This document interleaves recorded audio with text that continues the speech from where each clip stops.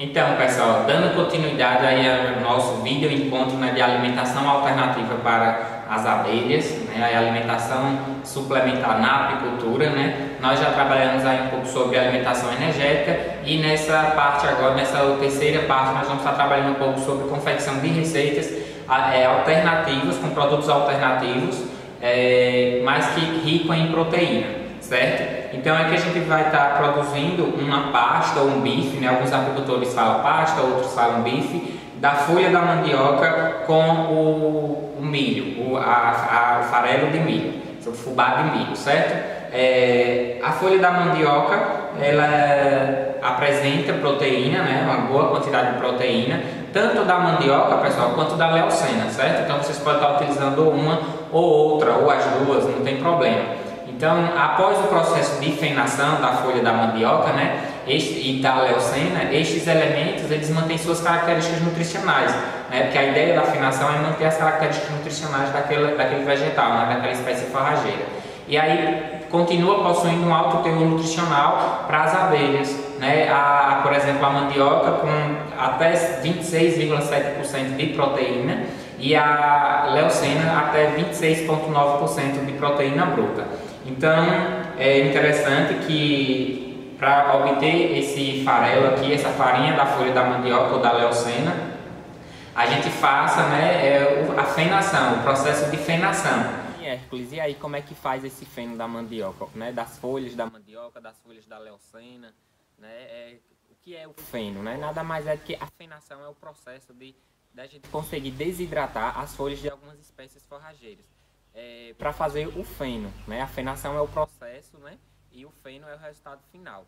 Então a gente faz o feno para alimentar os animais nos períodos de estiagem, né? A gente aproveita aqueles períodos onde tem chuva, né? Nos períodos aí de inverno que tem chuva, colhe essas espécies forrageiras que estão verdes ainda, né? E aí a gente desidrata no sol, né? É interessante que não seja diretamente no sol, que seja à sombra, né? Para não receber a luz do sol 100%. E aí a gente consegue manter as características, né, nutricionais dessa planta. Então aqui a gente vai querer fazer o quê? Um feno da folha da mandioca, da folha da leucena. Né? Então para quê? Porque a gente quer proteína para estar disponibilizando essa proteína para as abelhas, não é isso? Então a gente vai fazer o feno da folha da mandioca, desidratar, né? E depois tá triturando e peneirando e fazer a pasta ou bife da folha da mandioca com os outros ingredientes, certo? Então nada mais é do que a gente coletar, né, essas folhas, essa espécie forrageira, que no caso aqui vai ser a mandioca. Já tem aqui um pé de mandioca para tirar aqui. E aí a gente vai fazer o feno de toda a parte da mandioca, né? Essa parte mais lignificada, mais grossa, não. A gente vai aproveitar só as folhas, certo, pessoal? Então a gente vai retirar aqui e a gente vai retirar só as folhas. Deixa, né, o pecíolo, esses talos mais grossos, mais tenros. Coloca lá, faz uma cobertura morta, aproveita para fazer uma cobertura morta, mas para o feno a gente vai utilizar só as folhas. Então é interessante também a gente tirar essa parte aqui também, certo? Por quê? Porque se vocês observarem, essa parte aqui ela é mais grossa, ela tem mais uma quantidade de água, então ela vai demorar mais a secar, né? Essa daqui vai secar mais rápido e aí você não vai ter um material uniforme, então você vai ter umas partes mais secas e outras menos secas, né? Então quando você for passar na forrageira e guardar essas partes que vai ter ainda umidade, né? Esses talos que ainda vai ter bastante umidade, vai deixar seu feno de má qualidade, chegando até a dar bolor, mofos, né? Fungos e estragar seu feno, certo? Então lembrando que muita gente pergunta, Hércules, mas se a gente der folha da mandioca para as abelhas, será que não vai intoxicar as abelhas? Não, por quê? Realmente as folhas da mandioca ela tem né, o ácido cianídrico que pode ser tóxico aos animais e até a gente também, os seres humanos. Mas quando a gente faz esse processo de cortar e colocar no sol para secar, a gente consegue tirar essas substâncias tóxicas, né? E a partir do momento que a gente passa na forrageira, que faz a alimentação dos animais, seja para as ovelhas, para bovinos, para galinhas ou também para as abelhas, a gente consegue tirar essas substâncias tóxicas, entendeu? Então aqui a gente vai destacar só as folhas, né? Colocar nenhuma lona, nenhum plástico, nenhuma vasilha, dependendo da quantidade que você vai fazer, né? E aí a gente coloca assim em meia sombra, né? Mais ou menos meio termo, não muito no sol e também não muito na sombra, para que essas folhas desidratem, tá bom? É interessante também porque a gente pode guardar esse material, né, desidratado corretamente, a gente pode guardar por muito tempo e a gente vai precisando e vai utilizando para fazer a alimentação, né, as pastas ou os bifes, como vocês desejarem falar, para as abelhas, certo? Quando chegar aí os períodos de estiagem.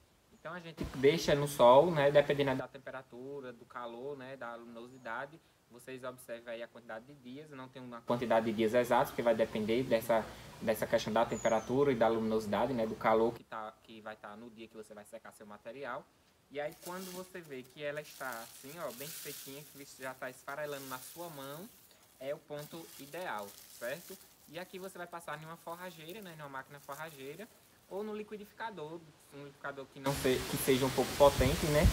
Dependendo da quantidade que você vai fazer. Então, se você vai fazer uma maior quantidade, é interessante que passe na forrageira, né? Aí todos os agricultores, até os pequenos, aí os agricultores familiares, a gente observa que todos, a maioria, um vizinho, alguém na comunidade tem um motor forrageiro, né? As associações também têm. Então, é interessante que vocês passem no motor forrageiro, até para não danificar o liquidificador, né? Dependendo da quantidade. E aí a gente vai ter, né, esse pozinho aqui, ó, como vocês podem observarem, né? Então, se vocês observarem, esse feno tá de qualidade, que mesmo depois de seco, de desidratado, vocês observam que mantém a mesma cor da folha verde da mandioca, né? Ó, a mesma cor da folha verde da mandioca, então mesmo desidratado ele mantém essa mesma cor, então isso quer dizer que é um feno de qualidade, certo? E aqui vocês podem armazenar por vários anos, né? Por um tempão aí, e aí vocês vão utilizando de acordo com a necessidade quando chegarem nos períodos de estiagem. Esse feno serve tanto para os animais, tanto para as abelhas, que é o nosso foco aqui, mas também para as ovelhas, para colocar na ração das galinhas, né, de bovinos, né, dos caprinos, tá certo, pessoal? E a mesma forma que a gente fez aqui o feno da folha da mandioca, a gente também faz o feno, né, da vagem da algaroba, tá certo? Então coloca também as vagens para secar. Quando vocês observar que ela já está esfarelando, né, passa na forrageira, peneira, né? E aí você também vai ter essa farinha aqui, esse farelo da vagem da mandioca, que também é rica não só em proteína, mas também em carboidratos, tá ok?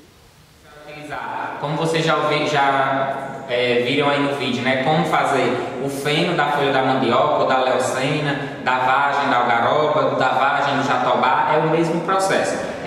O processo da fenação é desidratar, tirar a umidade, né? Para a gente poder conservar por muito tempo, armazenar esse material por muito tempo, porque a umidade é que faz acontecer a proliferação de fungos, de bolores, né? De estragar. Então a gente consegue em períodos aí de abundância de alimentos, temos abundância de alimentos verdes, né, vegetais, forrageiras verdes, a gente consegue desidratar esse material, armazenar por muito tempo aí, e o melhor é que a gente consegue manter, com esse processo aí de desidratação, a gente consegue manter, né, como vocês viram no vídeo, manter as características nutricionais. Então aqui a gente tem o feno da mandioca, né, a farinha, farelo da folha da mandioca, o fubá do milho, a calda invertida. Lembra que a gente no vídeo anterior sobre alimentos energéticos nós fizemos essa calda, né? Que é água, açúcar e limão, né? E eu também gosto de adicionar um pouco de mel para dar um pouco de paladar, de cheiro e atrair também as abelhas, certo?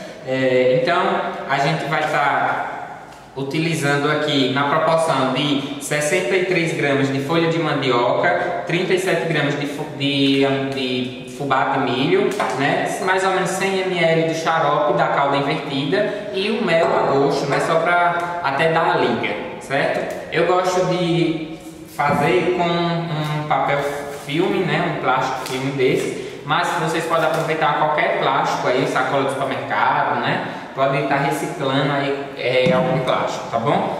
Como a gente tem esse daqui, é mais prático, então eu vou estar utilizando esse plástico.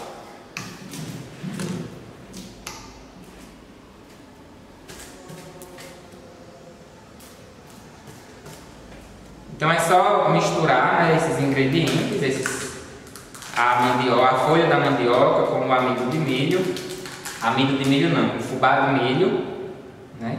Vou colocar um pouco de mel para, como eu falei, né, para atrair, para a questão do cheiro, a palatabilidade, atrair as abelhas, né? E o xarope, né, a calda invertida que a gente fez. Então aqui a gente vai ter um alimento não só proteico, mas também energético, né? Porque o mel entra como alimento energético e a calda, né, invertida também entra como energético, e o milho também, o fubá de milho é rico em carboidratos, né, energia. Então nós temos não só um alimento proteico, mas também energético. Então é um alimento energético e proteico. E a gente vai misturar, formar essa pasta, né? Vai adicionando a calda invertida, né, ou xarope, como vocês preferem chamar, vai adicionando aos poucos, né, até formar a pasta, o bife.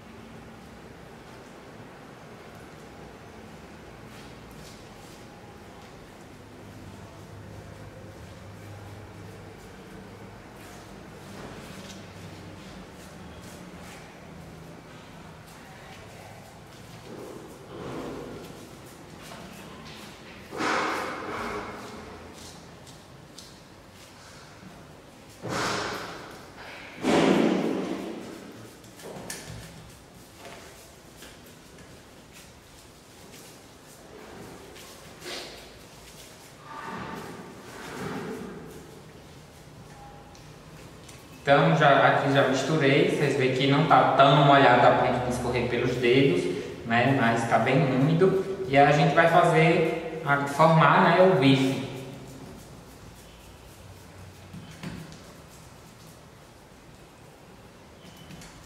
Lembrando que aqui é uma quantidade só para a gente demonstrar no vídeo, mas aí vocês vão precisar de maiores quantidades e aí vocês multiplicam aí a receita, certo?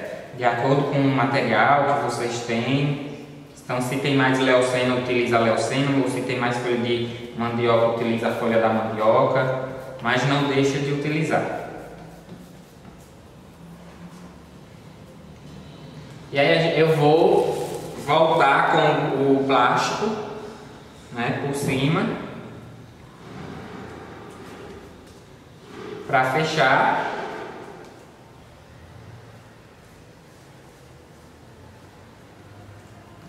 Se precisar, vocês podem passar um rolo para amassar, para ficar o bife certinho, certo? E aqui a gente corta, né?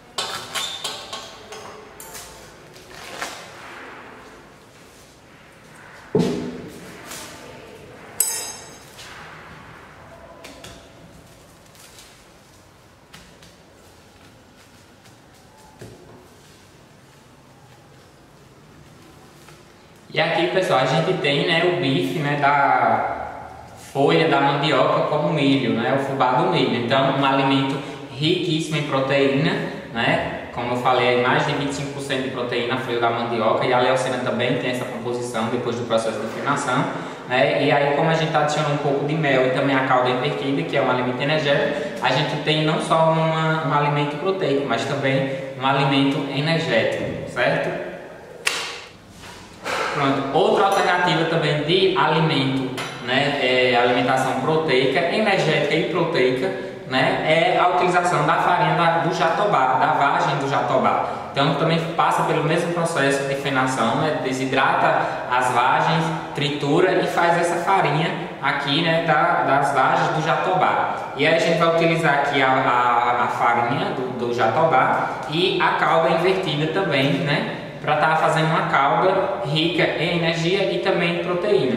Só que assim, uma das alternativas, essa é uma das alternativas que alguns apicultores utilizam, mas tem muitas pesquisas que dizem, né, que não recomenda o uso da farinha do jatobá, da massa do jatobá de forma in natura, só o jatobá, porque ele tem baixo teor de proteína bruta, né, mais ou menos 7,4% de proteína, observado na polpa do fruto, né, do jatobá. Mas aí a gente pode incrementar, né, quando a polpa ela é extraída, é misturada com mel, por exemplo, ou produzida uma pasta, né, com a calda invertida ou com o mel mesmo, né, aí verifica-se um ganho de peso das colmeias. As pesquisas indicam que quando a gente faz essa mistura, tanto na calda invertida quanto no mel, a gente tem um ganho de peso aí das colmeias, né, e um aumento na postura da rainha, que é muito importante. Né? E aí outra forma de uso é o fornecimento do xarope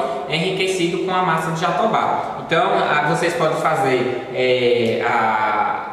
o bife, a pasta da farinha do jatobá junto com o mel, ou se você já disponibiliza uma calda invertida aí como alimento energético para as abelhas, vocês podem estar disponibilizando, incrementando essa calda com a farinha de jatobá. Então, como a gente já fez a calda invertida, né, que é o açúcar, a gente usou o açúcar mascavo, o limão e a água, né, a gente já tem aqui pronto. Aí é só misturar na calda. Eu vou fazer aqui um pouquinho só para já te demonstrar, né. Então é só misturar e aí disponibiliza lá nos comedouros coletivos ou individuais, né, de acordo aí com a situação, a necessidade de cada apiário aí de vocês, certo?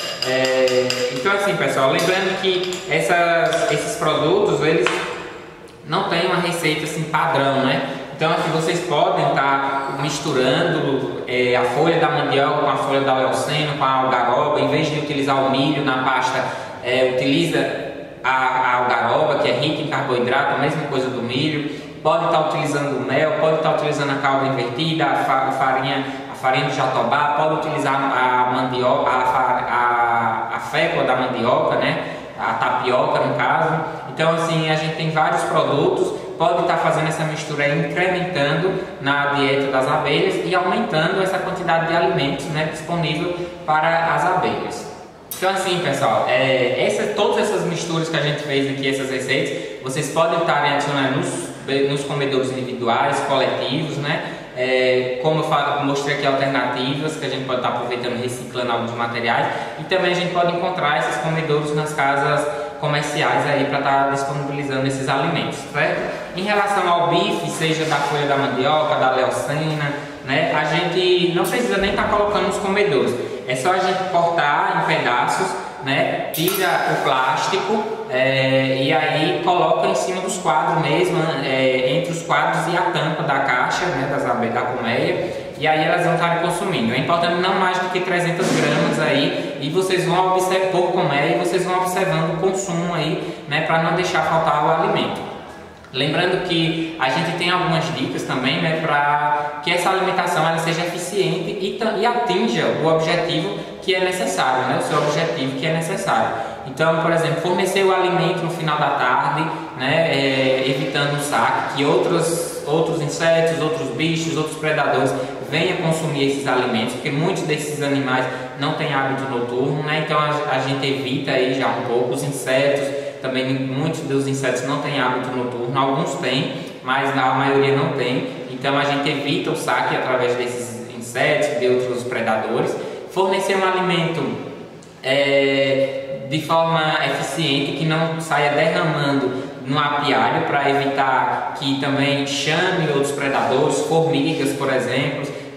Até a Distância é uma adaptação das atividades de assistência técnica e extensão rural do Bahia Produtiva, projeto do Governo do Estado da Bahia, por meio da Secretaria de Desenvolvimento Rural do Estado da Bahia, executado pela CAR, Companhia de Desenvolvimento e Ação Regional, com recursos provenientes de acordo de empréstimo com o Banco Mundial.